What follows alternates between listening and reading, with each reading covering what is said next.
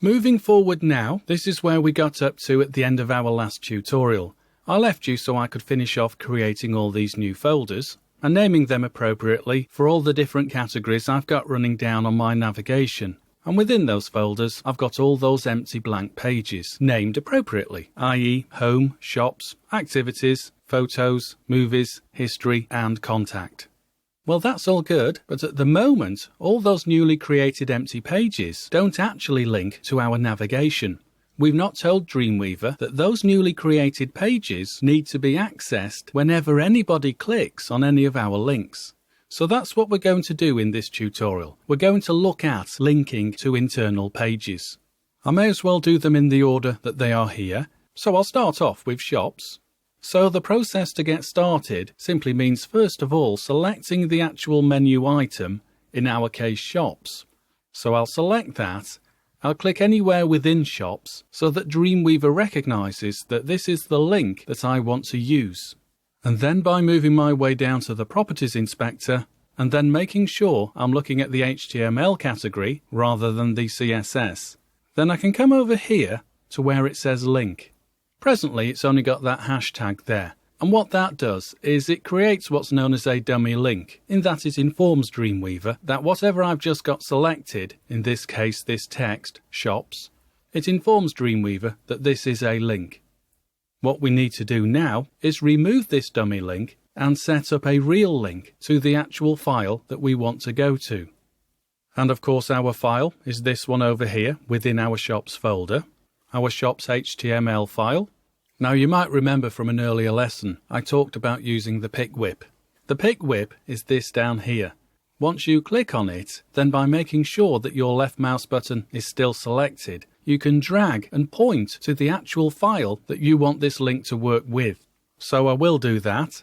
I'll left click and drag up here and point to this Shops file. Consequently, when I deselect, if we now come back over and look at our link field again, then we now see this internal file path taking us to the Shops folder and then linking to the shops.html file.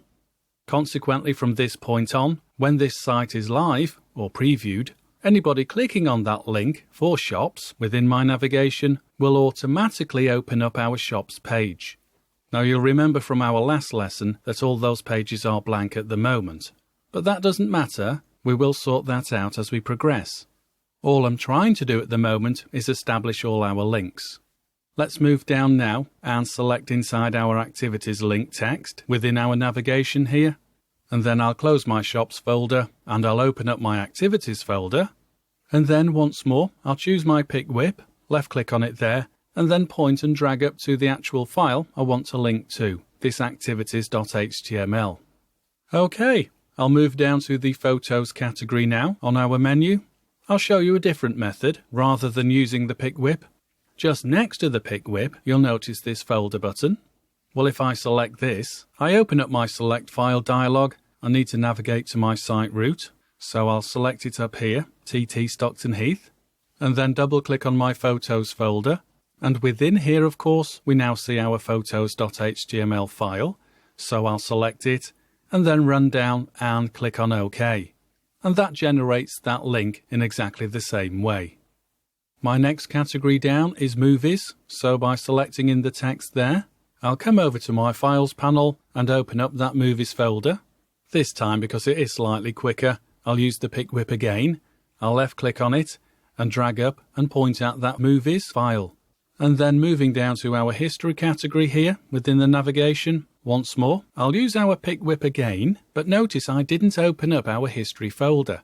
Well, that doesn't really matter, to be honest, because when you use the pick whip and you've got your Files panel open like this, then you can drag and point at it and you'll see that the relevant folder will open automatically for you, thus revealing the file inside, which means I can just simply point at that.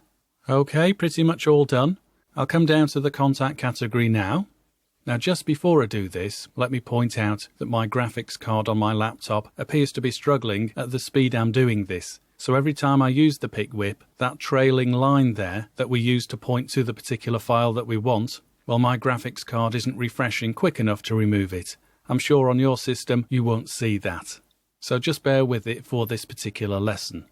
Anyway, making sure I have got contact selected, within our navigation panel, I'll open up the contact folder and then drag and point at the relevant file inside. Okay, we're all done. I'll close all my folders now, seeing as my navigation is now pointing at all the correct files.